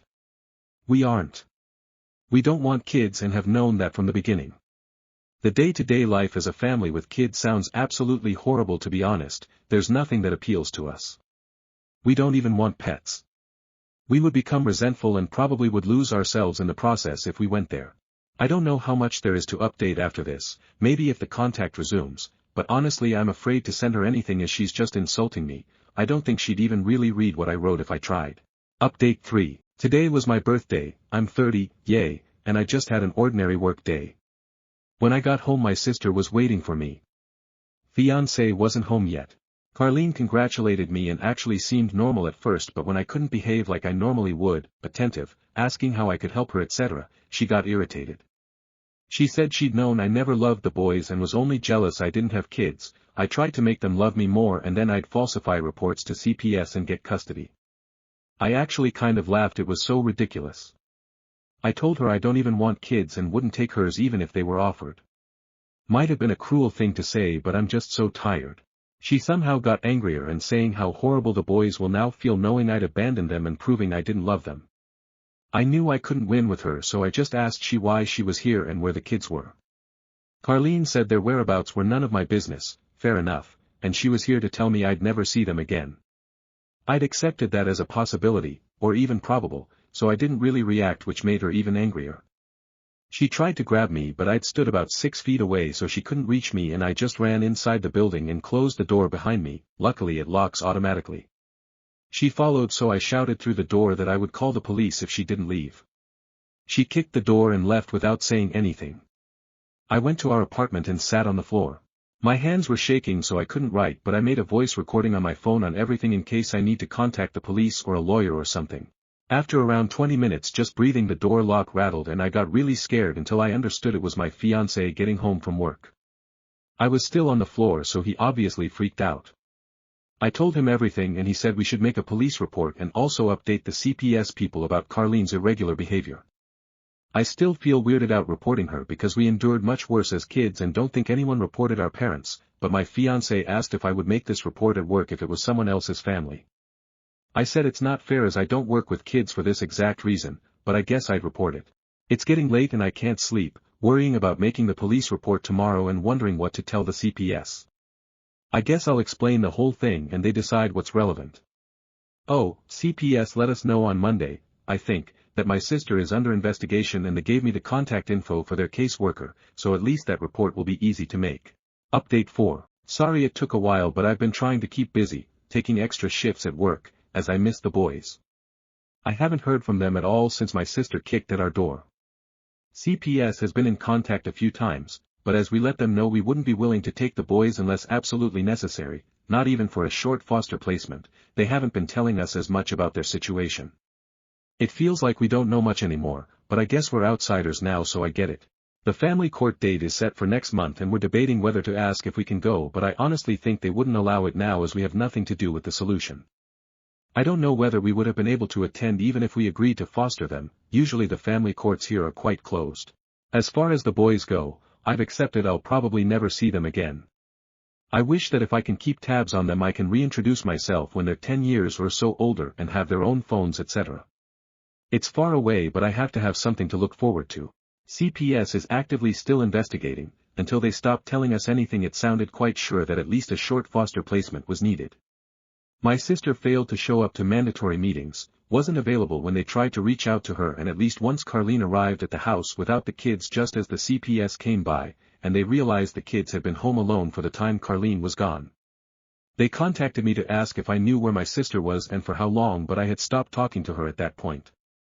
Carlene said she just dropped off something the street over, so she was gone for less than 3 minutes. I don't know if I believe that, and the CPS didn't think so either. The reason we don't take the boys is mainly our health. I have a chronic illness and my fiancé is in a wheelchair. We live in a 1-bedroom apartment and having the boys' beds and stuff would make it inaccessible for a wheelchair, and that's just not okay. In addition, we just don't want kids at all. I don't think I'd be a great parent and can't expect my fiancé to parent either, as he didn't sign up for it either. I hope the boys are small enough so that they are easy to place, whether temporarily or permanently. It breaks my heart, but at the same time I just can't do it. Thanks for the well wishes and ask me if you have any questions. Update, 5 months later, AITA for refusing to babysit my nephews again for free. Check post history for original post and an update post. It's getting too long if I TLDR here. I last updated in late March, not knowing how the custody proceedings would go in family court. They were planned for April. Apparently the first court date came and went without my sister there. She didn't notify them either, she just didn't show up. The next date was set for late July, and they issued fines if she didn't show up again, and sent a certified letter telling her that if she's not present, the case can still move forward. They wanted to make sure she wasn't just trying to delay things by staying away. The boys were placed together with a family, and they resumed contact with us and wanted us to meet them. They are now 4 and almost 3 years old. It had been several weeks, around 10, since we last met, so they were shy at the beginning, but I think at least the older one recognized us. They were timid and quiet, but I guess they haven't settled in yet. This family is planning on having them as long as needed, and I'm glad. They looked healthier, gained some weight and overall just better color of skin etc. I hadn't even noticed they looked bad before, but now with the improvement the difference is clear. The July court date also came and went with no word from my sister, so then the court had to decide if they make the decisions without her, and consider her as a parent who abandoned their kids, arrest and hold her until the next court date or send another invitation to show up. To my knowledge we're still waiting on their decision. Apparently it's not common to have family court about custody issues with no legal guardians/parents present. Who knew? I just wish this was all over, obviously, but it's not my call to make, so I'm just focusing on building a relationship with the boys. I see them around once a week, either alone or with my fiancé. We could apply to see them without supervision but have no need to. We understand the boys need to be protected as they have practically no one. We still think we did the right thing by not taking them in. Fiancé had a scary summer with pneumonia and we wouldn't have been able to be with the boys. We're not allowed in the court per se, but as the boy's closest relative, who keeps in touch, the CPS keeps us informed enough, especially now as the visitation with them resumed. I'm content with how the things are. I wish none of this happened and I feel really guilty as it seems my sister's mental health was tolerable before I started to push back and now she's unrecognizable. Not that I've seen her in months but still. My fiancé said he thinks the breakdown was inevitable and just happened to happen now. Relevant comments. Has anyone else in OOP's family heard from her sister? Reply, we have no family, all dead, the rest assumed dead or gone some other way. We last saw any of them when I started school. That's why it was on me to handle the situation, they could have easily disappeared as mom and 2 small kids. Commenter 1, good to read the children got out of that situation. That's for the best. You did good. Do you know whether they tested your sister for drug use at all? Does she have a history of substance abuse? Reply, I don't think they've actually gotten to it as she's avoiding everyone. I believe they at least intended to. CPS last asked about her history with substances in March. I have no idea though, I've never seen her take anything, not even alcohol, but considering her behavior I wouldn't count on her being clean. The erratic, angry, volatile person she's become in the last year is strange, although we were never really close and focused on logistics, the kids and their need of me. Commenter 2, you're doing the best you can in an incredibly hard situation, and it really shows. It's heartbreaking, but it sounds like the boys are in a safer, more stable place now, and that matters most. You're showing up for them consistently, and that means everything. You can't control your sister's choices, but you are helping her kids heal. That's something to be proud of. Reply, thank you, this felt great to read. I feel like I could technically be doing much more, but I also know my limitations and failing them would just be unfair. Now they get a chance. Stories number 9. My ex wants me to buy school supplies for his new kids, and I said no. I, Rebecca, 38F, have one son, Ethan, 15M. His dad, my ex, Michael, 40M, and I broke up when Ethan was barely a year old. We've had 50-50 custody ever since. Our arrangement has always been very clear, each parent provides for their household. Clothes, school supplies, personal items, whatever Ethan needs at one house, that parent buys. No dragging things back and forth, no confusion, no, your mom's stuff versus your dad's stuff. For 14 years, this worked perfectly. But now, Michael is remarried to Stephanie, 36F, who already had 2 kids from a previous relationship, Ava, 12F, and Dylan, 10M. Together, Michael and Stephanie also have 3 more kids, Liam, 8M, Noah, 6M, and Emma, 4F. That's 5 kids in their household on top of Ethan. And here's the issue, they're financially struggling. The school supply drama. This year, I took Ethan back to school shopping like I always do. He picked out brand new notebooks, binders, folders, pencils, a scientific calculator, high school math isn't cheap, and even some new clothes. Nothing over the top, but enough to make him feel prepared and confident. When Ethan showed up at his dad's, apparently the contrast was noticeable. His half-siblings and step-siblings were using last year's tattered supplies. Hand-me-down backpacks. Pencils chewed to stubs. Ethan had shiny new everything. So Michael called me. At first, it was framed as a "we're all one family now" thing. He asked if I'd consider buying some extra supplies for the other kids, or at least donating some of what I'd bought for Ethan, so they wouldn't feel left out. I told him flatly, no. I am not their parent. I am not financially responsible for them. If the roles were reversed, Michael wouldn't buy for kids who aren't his either. In fact, when Ethan was little, Michael was extremely possessive over anything he bought. If Ethan had a toy at his house, Michael made it clear it stayed at his house. He never once volunteered to cover things on my side, so why should the rules magically change now? The escalation. When I refused, Michael switched tactics. He decided Ethan should share his supplies with the other kids. Not kidding. Like, Ethan's calculator should be community property. His notebooks could be split up. His pens and folders should be handed out to his siblings. Ethan was furious when he heard this. His response? He left everything at school. He keeps his supplies in his locker, finishes homework during study hall or at the library, and never brings anything to his dad's. That way, there's nothing to share. Michael said I should not be okay with this, that I'm teaching Ethan to be selfish and spiteful. But honestly, I am proud of him for setting a boundary. Stephanie steps in. That's when Stephanie blew up at me. She called me, screaming, and flat out said I was a selfish C***nt, her words. According to her, I'm making her kids feel like garbage because they have to watch Ethan use nice new supplies while they scrape by with old junk. I told her bluntly, that's for you and Michael to figure out. Not me. She didn't like that answer. The final straw. Michael called again later, trying to guilt-trip me. He accused me of teaching Ethan that family doesn't help family. He said I was punishing innocent kids because I have unresolved resentment toward him. I asked him straight up, would you be this generous if I had more children after you? Would you buy for them? His answer. That's different.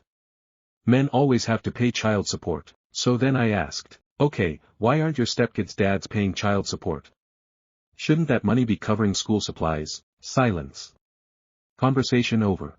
Now Michael and Stephanie are openly hostile toward me.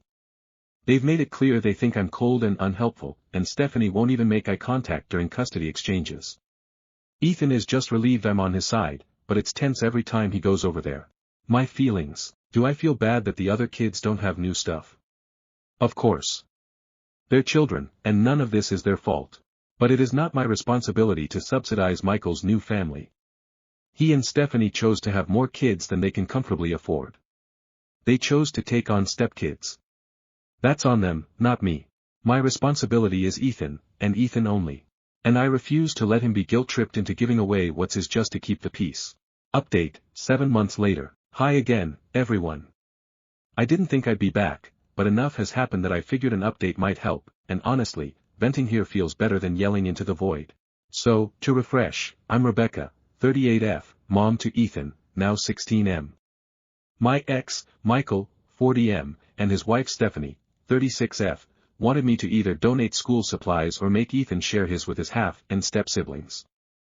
I refused, which set off a whole storm of drama. Well, things escalated.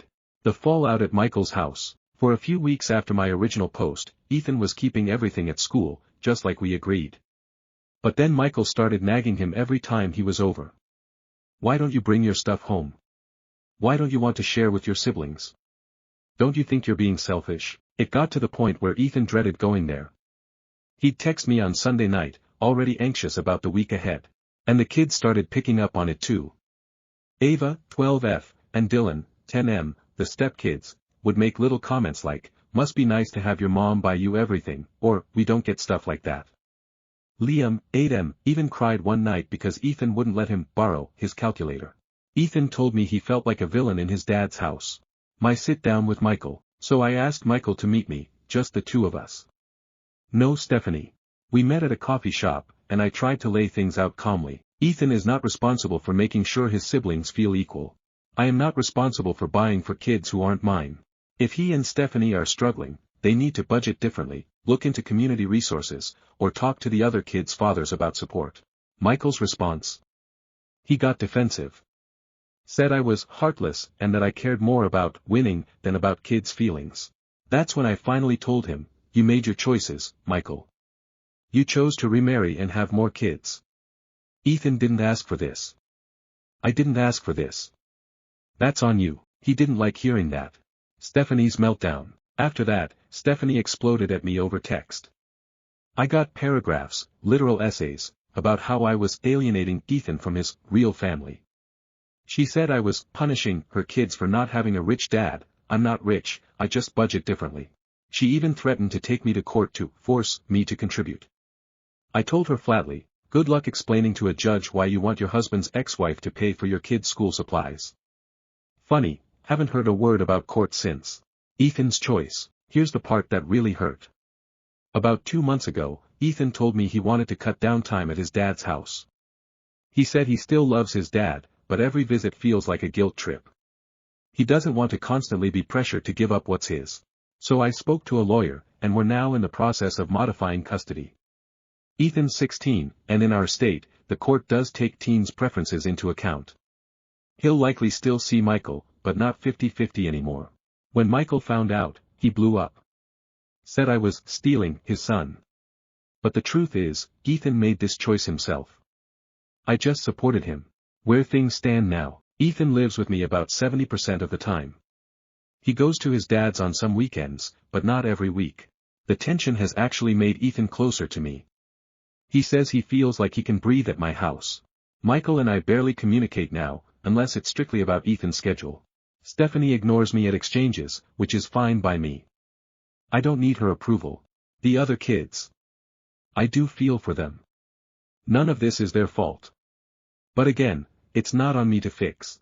Reflections. What I've learned through all this. Sometimes, standing your ground makes people hate you. But it also teaches your kid that boundaries are okay. It's possible to feel compassion for children without taking on responsibility that isn't yours. My ex thrives on guilt and manipulation, but my job is to show Ethan he doesn't have to cave to that. Ethan's happier now. That's what matters. And honestly, I don't regret a single no. Final update, 6 years later. Hey Reddit, it's been a long time. I didn't expect to be back, but I know a lot of people asked for closure when I first posted, and so much has happened since then that I figured a final update was in order. So, to catch everyone up, I'm Rebecca, now 44F, mom to Ethan, now 22M. My ex, Michael, 46M, and his wife Stephanie, 42F, once demanded that Ethan share or give away his school supplies to his half- and step-siblings, and that whole mess spiraled into years of tension. Well, here's how it all played out. Ethan's teen years. After the last update, Ethan lived mostly with me. The custody agreement was officially modified when he turned 17, and from then on he only saw Michael on his terms. That shift changed everything for Ethan. His grades shot up because he wasn't constantly stressed. He joined track, got into art, and even started tutoring other kids at school. He told me once, "Mom, it feels like my brain has space again." By his senior year, he barely went to his dad's except for birthdays or major holidays. Michael guilt-tripped him hard for choosing me, but Ethan held firm. College independence. Ethan graduated with honors and got into a good state university. I helped as much as I could, and he picked up scholarships and part-time jobs along the way.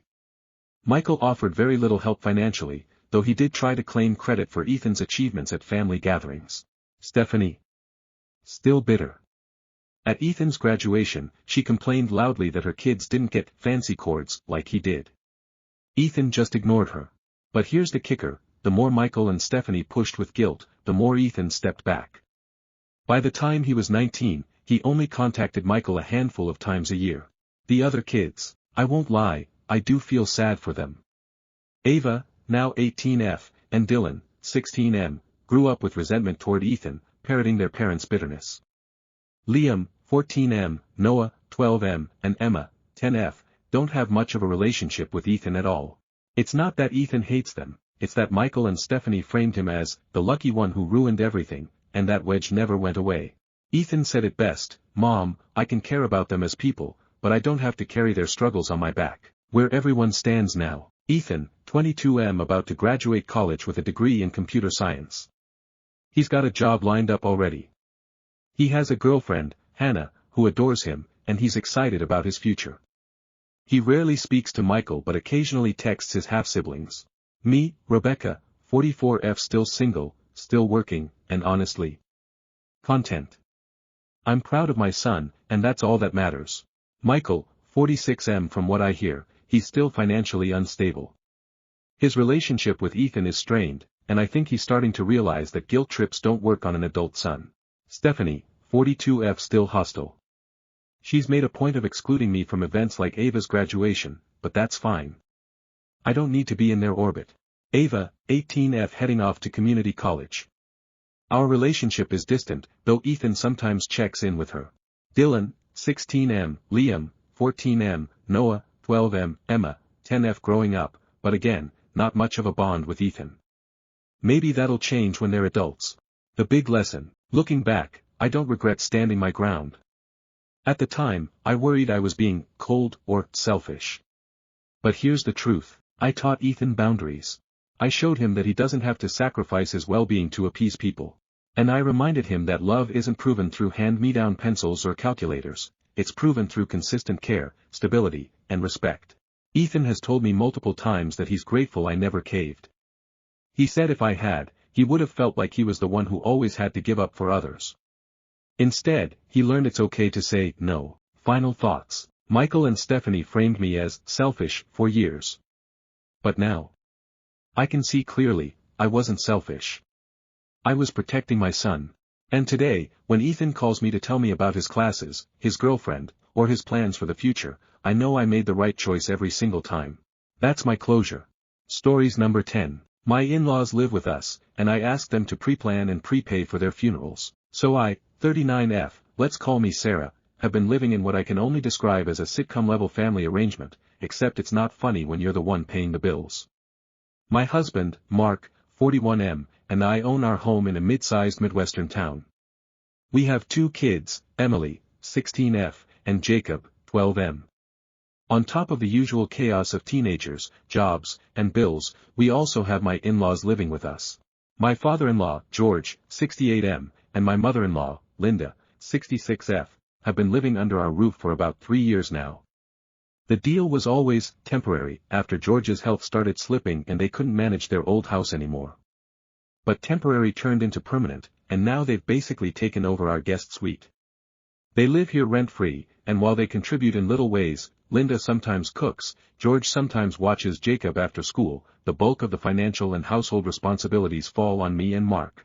The casino habit. Before his health got worse, George's favorite pastime was going to the local casino. It was his thing. He'd get his social security check, and poof, it was gone within a few days on slots and cards. The man never met a nickel he couldn't feed into a machine. Mark and I used to fight about it, because I'd see them living with us, rent-free, while George was tossing away money that could have gone toward, I don't know, their medical bills or groceries. But then his health declined, and now George doesn't go out alone. Linda basically took control of his finances, because otherwise he'd sneak off and blow what little they had. And here's where things get interesting. Since he's not going to the casino anymore, their money has started stacking up in his bank account. Not a fortune, but enough that Linda is now worried it'll affect their Medicaid eligibility. The conversation that started it. One night after dinner, Linda was sitting at our kitchen table, wringing her hands about too much money in George's account. I thought she was kidding at first, but no, she's genuinely stressed that having $8,000 saved up means they'll lose benefits. I tried to be practical. I said something like, well, maybe you guys could take over your own cell phone bill again, or put some toward utilities. That way it's not just sitting there. Linda looked uncomfortable. Mark stayed quiet. Classic Mark, avoids confrontation at all costs. I added another suggestion. You could also consider meeting with the funeral director in town and pre-plan things. That way, when the time comes, everything's paid for and there's less stress on us kids. Now, I swear on everything, I did not say it in a cruel way. I wasn't wishing them dead. I was just pointing out something practical.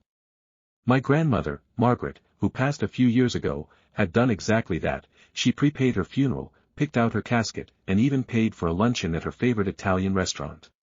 It made things so much easier for my mom when she passed, and the family actually got to focus on grieving instead of money. But apparently, suggesting the same thing to my in-laws was a bridge too far. My daughter's reaction. Later that night, my daughter Emily overheard me talking to Mark about it. She gave me the teenager death glare and said, "Mom, that's really mean.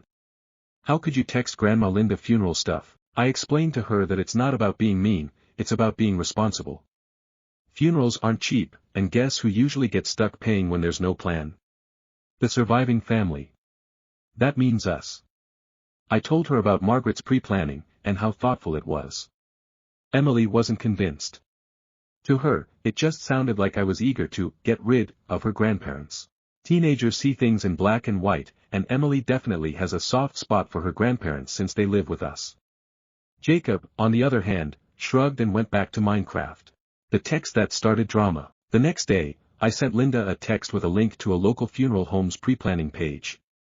I even worded it as politely as possible. "Hi Linda, since you were worried about the money situation, I thought I'd share this option.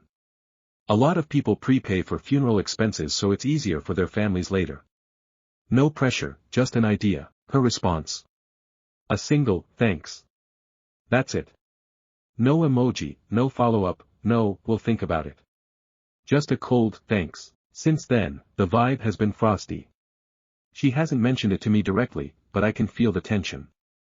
Mark finally admitted she told him she felt insulted that I'd bring up her funeral plans, like she's already gone. He says I should just let it go and stop pushing the topic. But here's the thing, I don't think it's unreasonable. We're already supporting them financially. Is it really so horrible to suggest they take one responsible step to ease the burden later? Especially when their money is literally just sitting there. Where I'm at now, so now I'm caught between my husband, who wants me to stay quiet, my MIL, who is clearly offended, my daughter, who thinks I'm the villain. I genuinely don't think I was cruel. I wasn't yelling, I wasn't mocking. I was suggesting something practical, the same way I'd suggest getting a will or health insurance. But now I feel like everyone's looking at me like I'm the Grim Reaper. And honestly, it's stressing me out. Because if they don't handle it and something happens, I know exactly who will be left scrambling and paying. Update: my in-laws live with us, and I asked them to pre-plan and prepay for their funerals. Hey everyone, I didn't expect so many comments on my original post. Some people agreed with me, some thought I was being insensitive, and a few had me laughing with jokes about Grim Reaper etiquette. Either way, thanks for all the perspectives. I wanted to give an update because things definitely escalated since I posted the family meeting I didn't plan for. A few days after my post, Linda, MIL, finally brought it up. Except instead of just talking to me, she called a little family meeting. I came home from work one evening to find Linda and George sitting at the dining table, Mark looking like he wanted to crawl into the floorboards, and Emily glaring at me like I was on trial. Linda started with, "Sarah, we need to talk about this funeral thing. I don't appreciate you sending me links like I'm about to die tomorrow." She said it in this very pointed way, with tears starting in her eyes, and my stomach dropped. I tried to explain again. "Linda, it wasn't meant as an insult. It's just a practical step, like setting up a will. My grandmother did it and it really helped our family." George, who usually stays quiet, suddenly chimed in with, "Well, maybe we don't want to think about dying, Sarah. Maybe we want to live our lives instead of planning our deaths." It turned into a whole emotional storm. Emily jumped in on their side, accusing me of treating her grandparents like a burden. Mark just sat there until I finally snapped. "We are carrying the burden, Mark. Financially, emotionally, everything. All I'm asking is that they use their own money for something that will help all of us down the road." Dead silence after that. Mark finally talks. Later that night, after everyone had scattered, Mark finally opened up. He admitted he's been feeling stuck in the middle. He knows I'm right about the finances, but he also doesn't want to upset his parents. He said, "It's easier for me to just let you be the bad guy, because they expect more from you." That hit me hard. Basically, he was admitting he was letting me take all the blame so he wouldn't have to confront his parents. I told him flat out that wasn't fair, and that if he couldn't stand up to them, then maybe he should be the one living with the fallout later. He promised he'd talk to them. Spoiler, he didn't. The awkward dinner. Fast forward to Saturday. We all went out to a casual diner, Linda's idea, because she said we needed family bonding. Everything was fine until George, out of nowhere, joked to the waitress, "Better enjoy this meal while we're alive, because my daughter-in-law's already planning our funerals." The waitress laughed awkwardly. Emily turned beet red. I wanted to disappear into the booth cushions. Afterward, I told Mark I'm done being the punching bag for this topic. If his parents want to see me as some funeral-obsessed villain, fine. But I'm not the one with a gambling problem and zero savings. Where things stand now, Linda still hasn't let go of her resentment, but she did quietly ask Mark for the funeral home link I had sent her. So she's mad at me, but still interested. Go figure. Mark says she's thinking about it, which I guess is progress. Meanwhile, George hasn't changed a bit. He keeps making morbid jokes about me measuring him for a coffin, which is driving me insane. Emily rolls her eyes at me constantly now, like I've committed some kind of family betrayal. And Jacob still doesn't care, bless him. I don't regret bringing it up, because I know it's the smart thing to do. But I do regret being the only one in this house willing to say it out loud. If nothing else, this whole mess showed me how much Mark avoids confrontation, even when it leaves me carrying the stress. At this point, I've decided I'm not mentioning it again. If Linda really does follow through, great. If not, then when the day comes and Mark is crying over paperwork and bills, I'll just sip my coffee and remind him, this is why I brought it up years ago, petty. Maybe. Honest? Absolutely. Edit to add, a few people asked about numbers. I looked it up, average funeral costs in our area run $9,000 to $12,000 once you add everything, service, burial, flowers, etc. Multiply that by 2 people, and yeah, that's a big financial hit for a middle-class family. That's why I was pushing so hard. Final update, my in-laws live with us, and I asked them to pre-plan and prepay for their funerals. It's been a couple of months since I last posted, and a lot has happened. I figured I'd close the loop here because this has been, quite a ride. The breaking point. Things came to a head about a month ago when George had a minor health scare. Nothing life-threatening, just chest pains that landed him in the ER overnight. He's fine now, but it shook everyone. Linda was a mess. Emily was crying. Mark was trying to keep everyone calm. And me? I was juggling hospital paperwork, insurance forms, and making sure Jacob still got to school on time. It felt like déjà vu from when my grandmother passed, except this time there was no plan in place. That night in the hospital cafeteria, Linda looked at me with tears in her eyes and said, I understand now. You're not being mean. You're being realistic. I didn't gloat. I didn't say, I told you so. I just nodded and told her we could sit down with the funeral director whenever she was ready. The actual planning. 2 weeks later, Mark, Linda, and I met with a local funeral home. George refused to come, I'm not dead yet, so Linda handled most of it. To my surprise, she took it seriously. She picked out basic arrangements, and they prepaid for both of them using part of George's account. It wasn't fancy, but it's done. Everything from the services to the plots is covered. Linda actually looked relieved when she signed the papers. She even said, it feels like I can breathe again. I don't want to leave this mess for you kids. I nearly cried, partly from relief, partly because it felt like she finally saw where I was coming from. The fallout at home. Emily eventually cooled down after seeing how stressed Linda had been. She even admitted, okay, maybe you weren't trying to be mean. I just didn't like how it sounded. Teenagers, right? Always quick to jump on the "you're the villain" train but slower to walk it back. As for George, he's still cracking coffin jokes. But he also hasn't blown up about the decision, which for him is basically quiet approval. Mark confessed he felt guilty for not backing me up sooner. He said, you were right the whole time, I just didn't want to deal with the fight. I told him I understood, but I also made it clear I'm not carrying this kind of thing alone in the future. He promised he'd do better. We'll see. What I learned, people hate talking about death. Even practical, responsible people avoid it until they're forced to face it. Being the one to bring it up will almost always make you look like the bad guy, at least at first. It doesn't matter if it's awkward, it's worth it. The peace of mind after everything was settled was huge, not just for me, but for Linda too. Now, with everything set up, I feel like a massive weight has been lifted. We can actually go back to living our lives without this shadow hanging over us. I know Reddit loves a good villain, but in this case I don't think there was one. Just a lot of fear, denial, and miscommunication. And maybe a husband who needs to grow a bit more of a spine. So that's it. My in-laws have their funerals prepaid, my daughter doesn't think I'm heartless anymore, and I'm finally sleeping better knowing we won't be scrambling when the inevitable happens. If anyone reading this is putting off that conversation with their family, don't have it. People will be mad, they'll think you're being morbid, but eventually they'll understand. And when the day comes, they'll thank you for it. Final thoughts. It wasn't easy being the Grim Reaper messenger, but in the end, it saved our family a ton of stress. And honestly, that's the kind of gift you only appreciate once you need it.